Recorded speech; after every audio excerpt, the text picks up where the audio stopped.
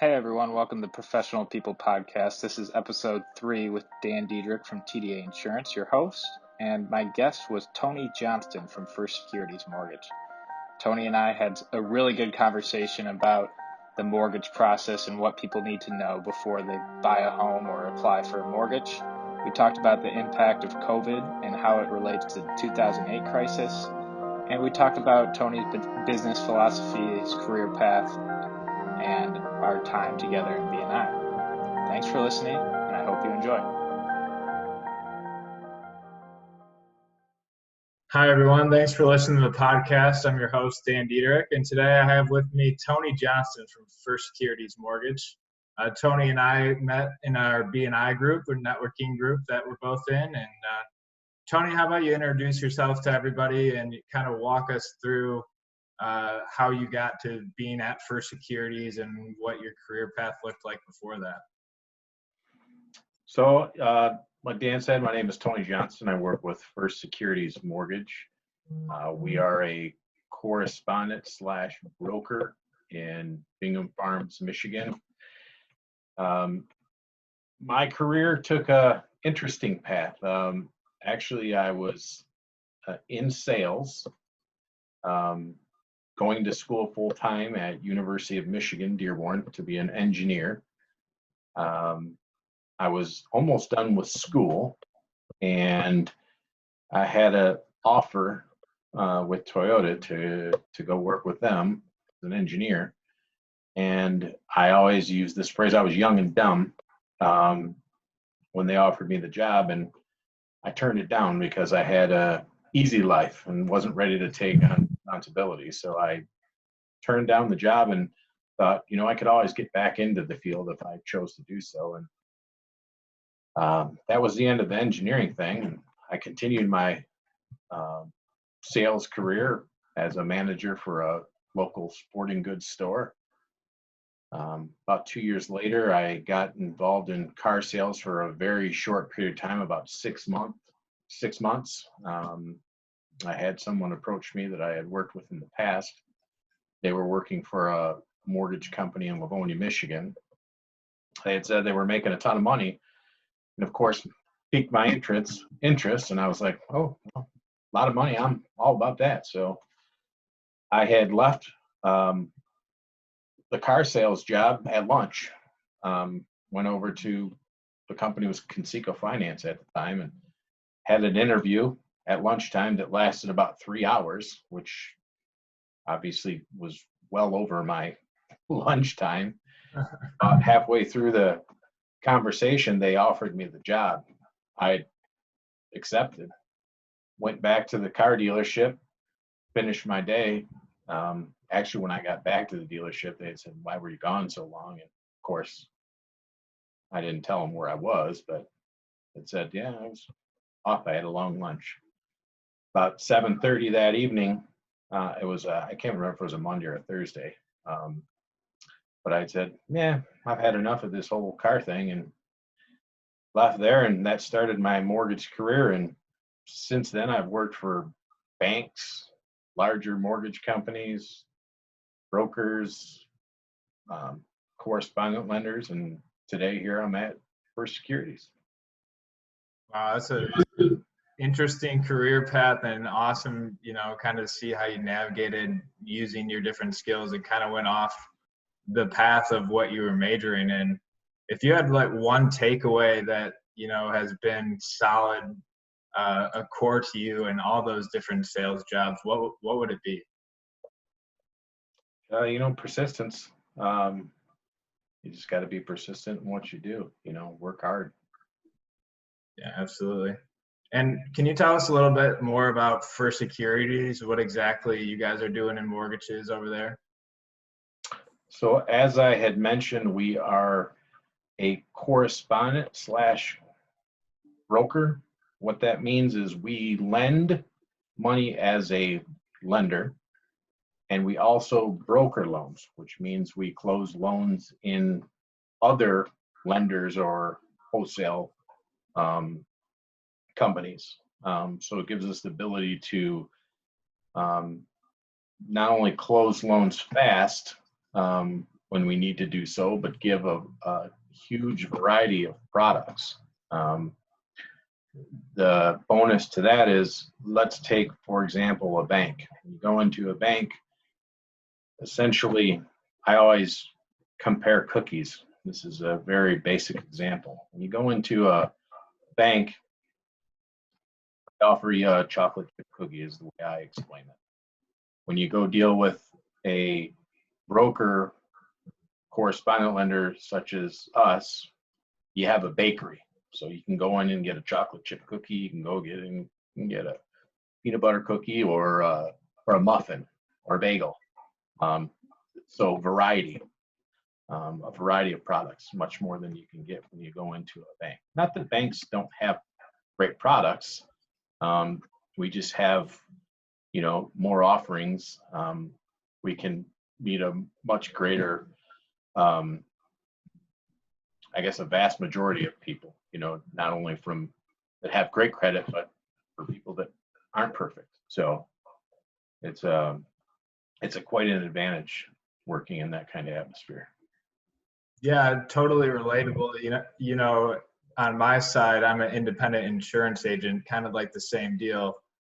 We used to be a nationwide agent where you're captive, you can only sell that product. And then when you go to the independent side, you just have more options that you're able to offer your customer and help your client. And, I kind of see the same thing on your side where you guys are doing that. Yeah. Ultimately, we want to be able to offer our clients the absolute best. And I think, like you said, being in that captive market, you can't really do it, So opening it up to, all these different lenders that we have, now we're able to, give a huge variety. So. Yeah, that's awesome. Now, one thing I really did want to ask you, being a younger person myself, and just out of college, going through the whole school system, you really don't learn much about mortgages, but it seems like almost everybody has one throughout life. What advice do you have for young people, coming into the age where they're going to be applying for their first mortgage and buying their first house? What do they need to know to be prepared for that situation? The one thing I pride myself on is educating people. So I always tell first-time home buyers, ask a lot of questions. One of the statements I always use is, the only dumb question is one you don't ask. Obviously, it's the biggest financial decision that you're going to make. So anything that you could possibly think, regardless if it seems, minute, ask questions. One of the things that I do is I provide kind of the go-to sheets. I have one that's 23 steps to buying a new home, so it shows you the don'ts and the do's of getting a mortgage. So, that helps out, significantly. But yeah, it's my job to educate. But yeah, ask a lot of questions, and really, it's important to make sure that we team you up with the right people. So you gotta get in partnership with a good realtor as well. So that's equally as important. Yeah, can you walk us through, you talk about some of those do's and don'ts. Can you walk us through a couple of those, just for example? Yeah, so I guess we can start with the don'ts, because the don'ts are the things that can affect you more than the do's. During the process, you don't want to fill out other applications. You don't want to increase your debts or liabilities. That can change your approval significantly. For example, you don't want to go out and apply for a car loan when you're shopping for a house.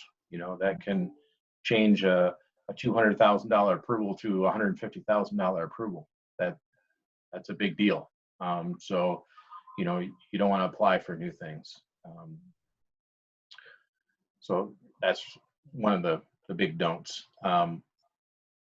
One of the do's, like I mentioned before, ask a lot of questions. That's, I guess that's the big thing. No, that makes a lot of sense.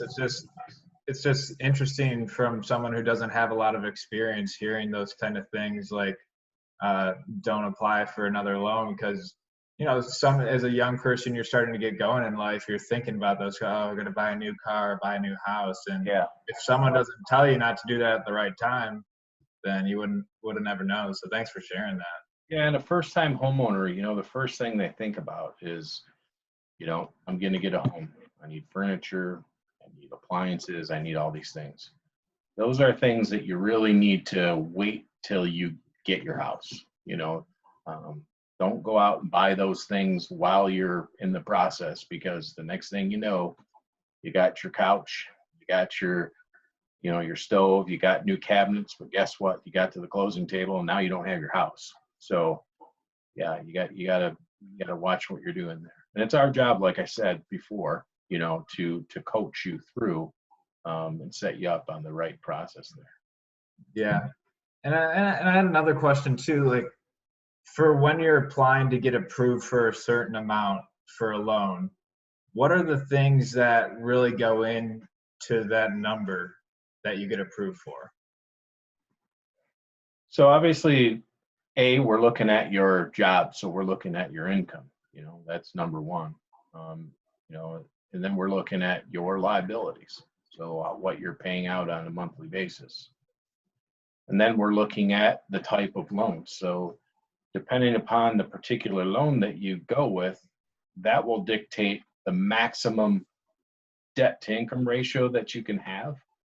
So for example, the most conservative routes that we're aware of is the conventional route. So just to give you an example, 43% is kind of the standard for a max conventional approval, whereas FHA will allow up to, let's say, 50%.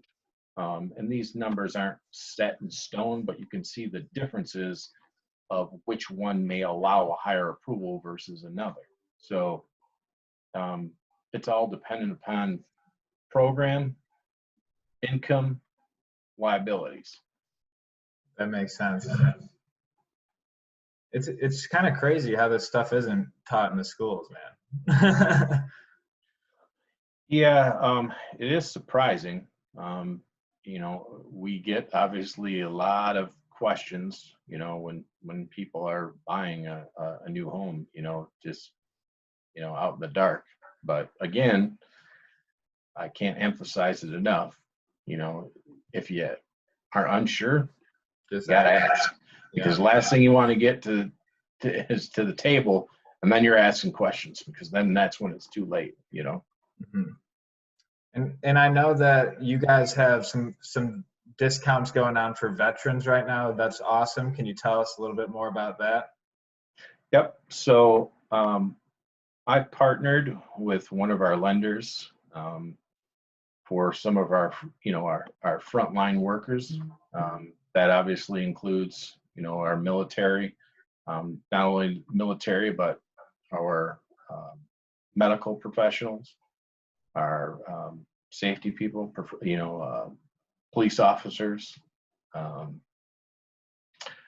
So what we're doing is the lender will contribute or discount $500 off of their closing costs.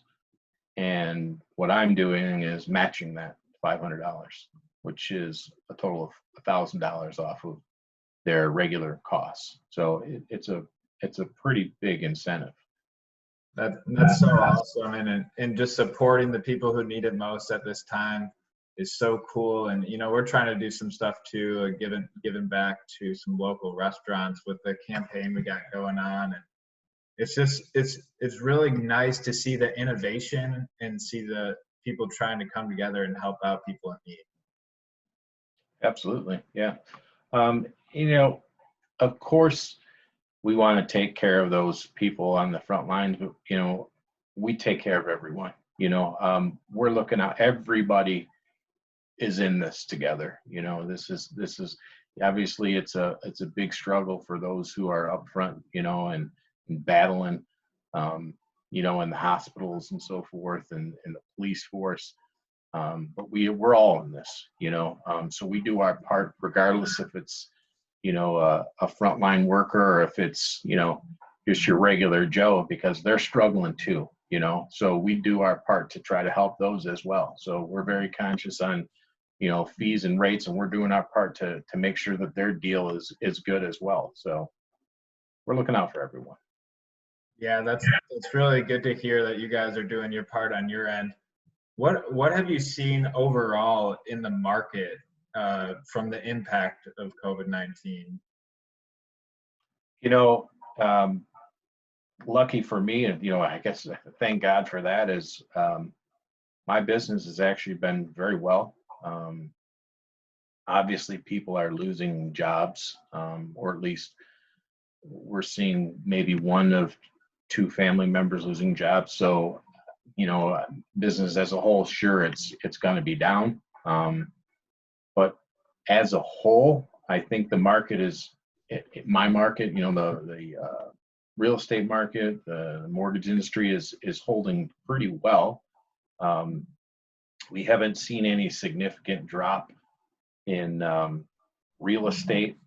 I am in touch with several realtors that I work with, and they're they're doing pretty well since they've opened up the doors. They're going gangbusters. People are out interested. They're looking. They're buying. So these are good signs. Yeah, it's good to hear. I know that we've talked about it in some of our BNI meetings, but it's much different feel than it was back in 2008, 2009. It's not the housing market that's unstable. It's just, a weird time in a pandemic. Yeah, two totally different things. This is, what caused, 2008 is completely different. This is an outside source. This isn't directly reflected to real estate, just like you had mentioned. So we'll get through this. It's just a matter of, how long everything gets back to normal. And normal might not be the same, but I think we're okay. I think we'll do fine. Yeah, and it's good to see some positive momentum here of some businesses starting to inch back to getting back to somewhat of a normal, and more places opening up. But it's important we all stay safe and take the proper precautions. Another thing I wanted to talk about with you was BNI. How have I've talked about BNI on the show, but can you talk about BNI and your personal experience with being in an organized networking group that meets and tries to pass referrals weekly? Yeah, so I have been in different networking groups, and in the past, and have been a sub for different BNI groups throughout the years, and have always had an interest in being a part of BNI. In fact, I had talked with Penny Georgievich about starting my own group.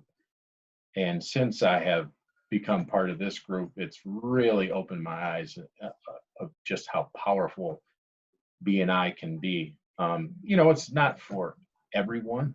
I mean, you have to be motivated, which I think if you're not, maybe you shouldn't be in the business that you're in, because this is your life. Life should be motivation itself. So but it's amazing. You get in a group where people have common goals, you have camaraderie. It's truly amazing. I mean, if I could have done this 10 years ago or so, I couldn't imagine where my career would be right now. I've been part of this group for 6 months, and I've seen a huge increase, not only in confidence, obviously income, but just my overall lifestyle. So, I mean, it's something I think everybody needs to be a part of. Yeah, I think you and I joined the group around the same time, and I'm in the same boat as you. It just gives you so much confidence knowing that you got a bunch of people that you can bounce ideas off of that are there to support you. are out there also trying to find business for you when you're out there trying to find business for you. It's like a teamwork with people from a bunch of different industries, so you can all collaborate, bring ideas together, and it's been really amazing. And even if it's not BNI, I just encourage people to join some sort of networking group where they have to get face to face with people and just make friendships and build relationships. But I think people get the misconception that these type of groups are hard sell, that they're automatically you start thinking of what's that pyramid type selling that they do, but they always think of everybody thinks that this is hard pressure stuff, and it's absolutely not like that at all. If anything, this is complete opposite. Especially within this group, I feel like that more importantly than earning income and passing referrals, we've obtained great relationships, so everything that is passed on is just, it doesn't feel so, I don't know how to say it, I guess. It just doesn't feel like it's, we're pressured in any way, shape, or form. It's all natural, Yeah, it's genuine when we show. Totally. Yeah. It's exactly. It's genuine. You feel like you're friends. When I, am with a client, and I close a deal, I feel totally confident, in sending any of my people to, the people within this group, versus just, everybody knows somebody, and when you hear somebody talk, do you know anybody? And you have, oh yeah, I know Joe. But now with the group that we have, you really know somebody. We've developed strong relationships with these people. These aren't just Joe off the street or I heard of this guy who heard of this guy. I mean, we have strong relationships with people that we know that are really good people and do a really good job.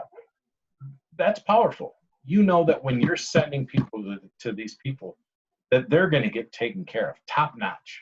So I mean, that's huge. Yeah, and I think that a lot of it, as BNI has taught me too, is it makes you commit to the things you always wanted to do but never really got to. So when it makes you show up at 7 a.m. every morning and go and talk to these people, and you have to be there for them if they call you and I got this guy, because they rely on you, and you're being a face of their business. But that's what you want to be. That's what you're trying to do when you're networking. And if you're not in a structured environment like that, it's very easy, I think, sometimes just to show up and go through the motions. Yeah. When you don't have those relationships like you were talking about. Yeah, somewhat, it's accountability without, having pressure, without saying this is what you have to have or you have to fulfill these goals. So there is the accountability, but it isn't, I guess it's not strict, there's nobody holding a gun to your head and saying, hey, you have to have this many leads or you're out of the group, So it's a great atmosphere. You're held accountable, but again, it's more so a friendly environment where we're building these relationships, and the business we get out of is icing on the top, icing on the cake. Yep. And the great thing is that we're always trying to grow and bring in more people to grow that network too. We've, even in this quarantine, we've done a pretty good job of bringing new members in or visitors at least. And it's always good to meet new people and meet new professionals too. And that's the nice thing about it. Yeah. Well, Tony, this conversation has been absolutely awesome. I've learned a lot just in a short period of time. Do you have one piece of advice for professionals that you could leave us with today?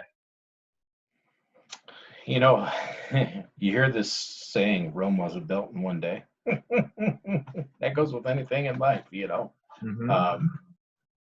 That's kind of how I've taken my career. I think, that's how you look at life, in general. You take every day as it comes, and that's kind of my philosophy, And just go with the flow from there, right, brother? Yeah, you got it.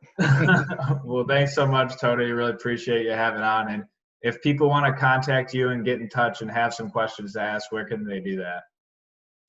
Yeah, so obviously you can call me, which not many people do anymore.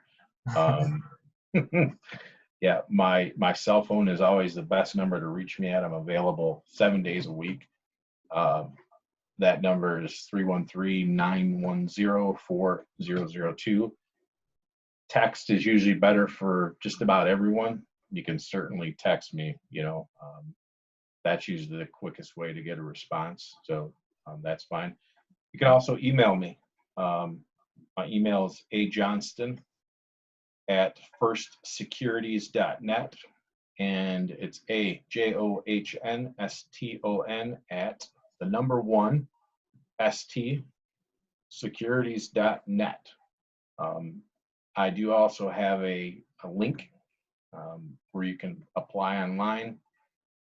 You can go to firstsecurities.com online, click the drop down for Anthony Johnston, and you can apply online as well. So, all right, everyone, you know where to go if you need a mortgage. Tony's our guy. Thanks so much for coming on, Tony. All right, you got it. Take care. Thanks for listening. And remember, keep it professional, people.